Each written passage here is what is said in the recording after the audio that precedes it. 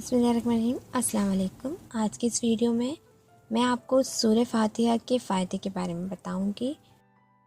किसी अल्लाह वाले ने बताया कि तुम अलहम शरीफ यानी सूरह फातिहा से दोस्ती कर लो और ये बात मखलूक खुदा को बताओ कि हर जगह बीमारियों ने डेरा डाला हुआ है, इलाज इतने महंगे हैं कि अल्लाह की पनाह।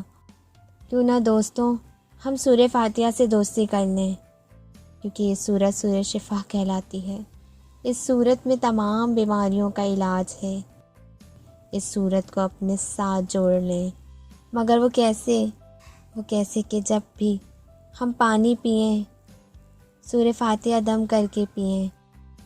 जैसे ही गिलास भरने के लिए नल खोलें, गिलास भरने तक हम एक मर्तबा सूरह फातिहा पढ़ लेंगे और इस पर दम करके पिएं। अल्लाह के हुक्म से बड़ी सी बड़ी बीमारियां आपको छू ना सकेंगी। बस आप सूरह फातिहा से जुड़े रहें।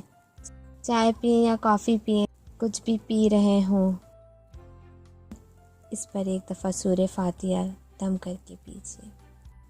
हज़ारों बीमारियों से बचा जा सकता है एक सूरह फातिहा से। इस वीडियो को ज़्यादा से ज़्यादा शेयर कीजिए ताकि आपके हर अज़ीज़ दोस्त व अहबाब बीमारियों से बच सकें।